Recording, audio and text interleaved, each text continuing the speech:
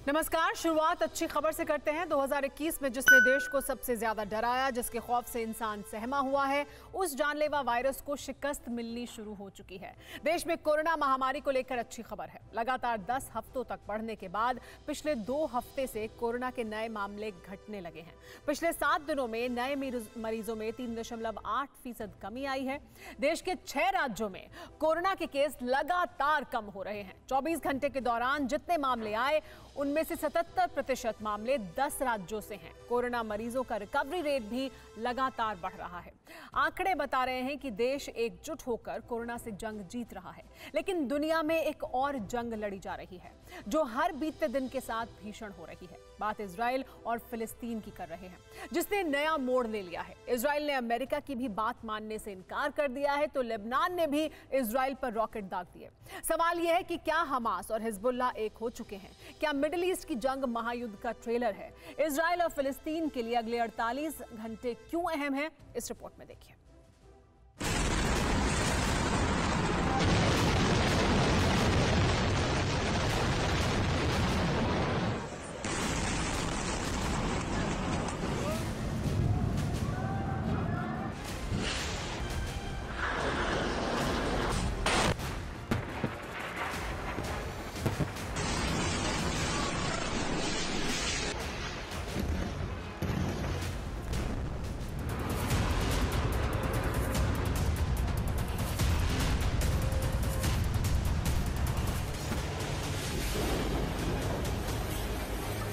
एक धमाका और सब धुआं धुआं। मिसाइल कहां से आई, किसने चलाई, कोई नहीं जानता। बस यूं लगा मानो आसमान से साक्षात यमराज उतर आए हों।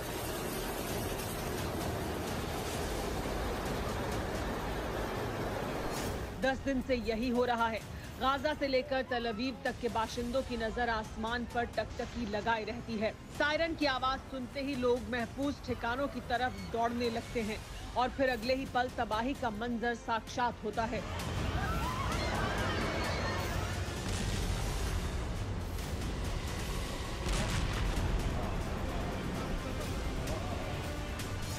जंग इधर भी है उधर भी।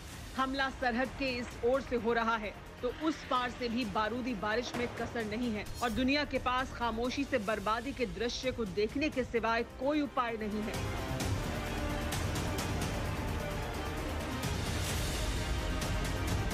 और हो भी कैसे सकता है? इजराइल ने साफ कह दिया है कि वो हमास का सत्यानाश करके ही दम लेगा।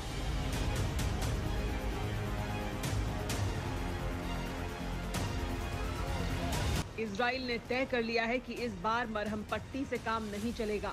हमास की हमेशा के लिए सर्जरी जरूरी है। इसलिए नेतन्याहू ने अपनी फौज को मर्ज का संपूर्ण इलाज करने के लिए खुली छूट दे दी है।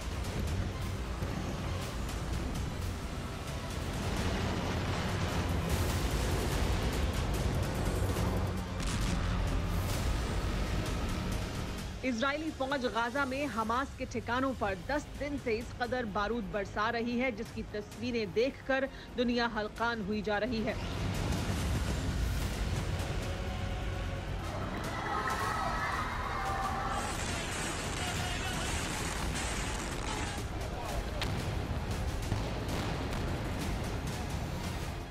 अमेरिका के राष्ट्रपति जो बाइडेन ने एक बार फिर बेंजामिन नेतन्याहू से फोन पर बात की। युद्ध विराम की अपील करते हुए शांति कायम करने को कहा। जर्मनी ने अपने विदेश मंत्री को इजराइल भेजा है।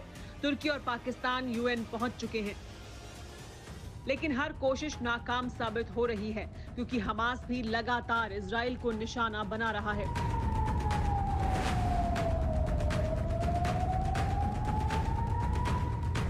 इजराइल का दावा है कि हमास अब तक 4000 से ज्यादा रॉकेट उसके शहरों पर दाग चुका है। हमास की तरफ से मिसाइलें भी फायर की जा रही हैं। इन मिसाइलों की रेंज 250 किलोमीटर तक है। नेतन्याहू ने दुनिया के तमाम डिप्लोमेट के सामने अपना पक्ष रखा, जिसमें बताया कि कैसे हमास ने गाजा के हर इलाके में जमीन के नीचे हथियारों का शहर बसाया हुआ है। भले ही इल्जाम लगाती रहे, लेकिन इजराइल ने किसी के आगे भी झुकने से इनकार करते हुए साफ कर दिया है कि वो एक मिसाइल के बदले 10 मिसाइल दागेगा, और ऐसा हो भी रहा है। हमास ने इजराइल में हजारों रॉकेट दागे हैं। सुबह होते ही गाजा सिटी के देयर अल बलाह और खान यूनुस शहर धमाकों से गूंज उठे।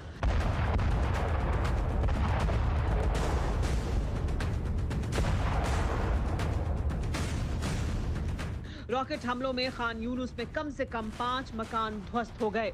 इजराइल ने भी हमास कमांडरों के 4 ठिकानों को निशाना बनाया है। गाजा के रिहायशी इलाकों में इजरायली रॉकेट गिरने के इल्जाम भी लग रहे हैं, जिसका जवाब भी नेतन्याहू ने दिया।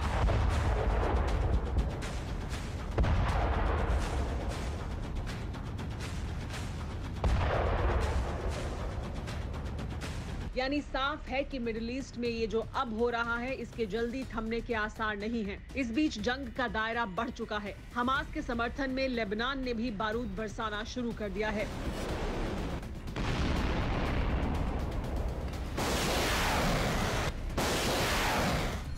लेबनान की तरफ से इजराइल पर 4 रॉकेट दागे गए। इसके जवाब में इजराइल ने भी लेबनान पर हवाई हमले किए। इजराइल के मुताबिक लेबनान से 4 रॉकेट उत्तरी इजराइल में दागे गए। एक रॉकेट खुले इलाके में गिरा, 2 समुद्र में गिरे और एक को हवा में मार गिराया गया। इजराइल पर रॉकेट दागे जाने के पीछे लेबनान के आतंकी संगठन हिजबुल्लाह का हाथ माना जा रहा है, क्योंकि हमास की तरह हिजबुल्लाह की भी इजराइल से दशकों पुरानी दुश्मनी है। हमास की तरह हिजबुल्लाह को पश्चिमी देश आतंकवादी संगठन मांगते हैं। हिजबुल्लाह के चीफ हसन नसरुल्लाह को इजराइल ऑफिशियली अपना टारगेट डिक्लेयर कर चुका है, लेकिन खाड़ी के देशों में हिजबुल्लाह की जबरदस्त धाक है, क्योंकि उसे कई इस्लामी देशों का समर्थन हासिल है, जिनमें खास तौर पर ईरान और सीरिया शामिल हैं। हमास की ताकत के पीछे भी ईरान का हाथ माना जाता है। कई देशों का मानना है कि पर्दे के पीछे से ईरान ही हमास को हथियार और मिसाइलें देता रहता है, जिनका इस्तेमाल इन दिनों इजराइल के खिलाफ किया जा रहा है।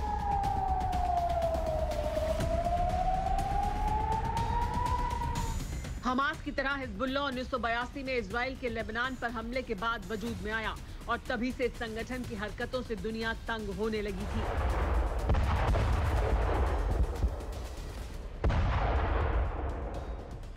1983 में हिजबुल्लाह ने फ्रांस के 53 पीस कॉप की हत्या कर दी। 1983 में ही बैरूत में अमेरिकी एम्बेसी पर हमले में 63 लोग मारे गए। इसी साल अक्टूबर में फ्रेंच और अमेरिकी फौज पर हुए हमले में 305 लोग मारे गए। 1984 में फिर बैरूत में अमेरिकी एम्बेसी पर हमले में सैकड़ों लोगों की जान चली गई। 1992 में अर्जेंटीना की राजधानी ब्यूनस आयर्स में इजरायली एम्बेसी पर हमला किया गया। 1994 में लंदन में इजरायली एम्बेसी पर हमले के पीछे भी हिजबुल्लाह का ही हाथ था। इस हमले के बाद इजराइल ने हिजबुल्लाह के ठिकानों को तहस नहस करना शुरू कर दिया था।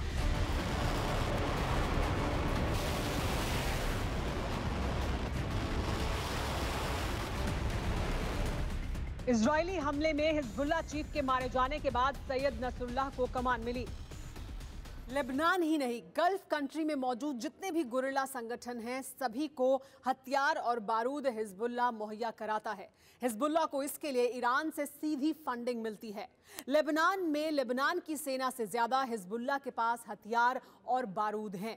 इसी वजह से बड़ा सवाल यह है कि क्या हमास के साथ साथ हिजबुल्लाह भी इजराइल के निशाने पर रहेगा। इजराइल पहले भी कई बार ऐसा कर चुका है। हिजबुल्लाह के कई कमांडरों का खात्मा कर चुका है। इसीलिए अगर हमास और हिजबुल्लाह के साथ आने के हालात में इजराइल दोनों जगह मिसाइलें दागने से चूकेगा नहीं।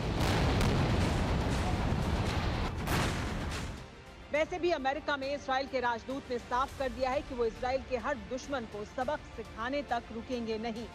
इजराइल के पीछे सुपर पावर अमेरिका की ताकत है। इजराइल का साफ कहना है कि उसके लिए नागरिकों की हिफाजत पहले है। इसीलिए नेतन्याहू ने बाइडेन की शांति की अपील को दरकिनार करते हुए हमास के ठिकानों पर बारूद बरसाना जारी रखा है। सवाल ये है कि ये जंग क्या महायुद्ध की तरफ बढ़ सकती है? इसका जवाब इस नक्शे से समझिए।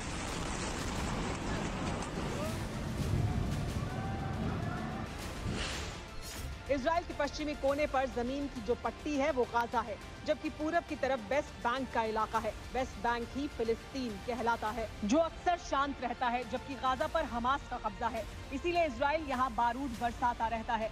वेस्ट बैंक और इजराइल की सरहद पर यरूशलेम है।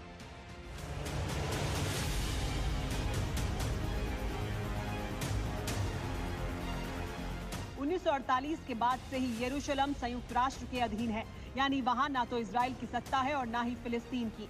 असल यरूशलेम यहूदी, ईसाई और मुसलमानों का संगम स्थल है। तीनों धर्मों के लिए इसकी खास अहमियत है। इसीलिए माना जा रहा है कि गाजा तक तो लड़ाई ठीक है, लेकिन बात यरूशलेम तक आती है तो दुनिया तीसरे विश्व युद्ध के मुहाने पर होगी। इसीलिए तुर्की के तानाशाह ने एक बार फिर इजराइल को अल्टीमेटम दे दिया है। तुर्की के तानाशाह ने दुनिया के इस्लामी मुल्क को एकजुट करने के लिए इमोशनल दांव चला है, तो दूसरी तरफ तुर्की पाकिस्तान और फिलिस्तीन की फिक्री इजराइल के खिलाफ संयुक्त राष्ट्र पहुंच चुकी है।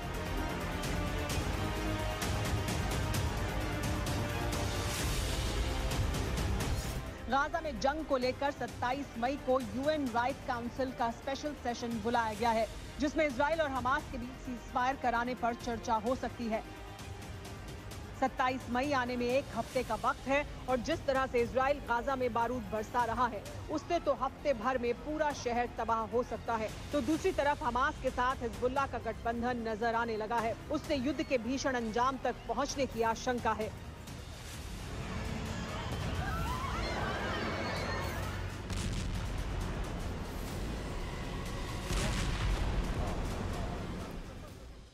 फिक्र आपकी, सोमवार से शुक्रवार रात 9 बजे सिर्फ TV9 भारतवर्ष पर।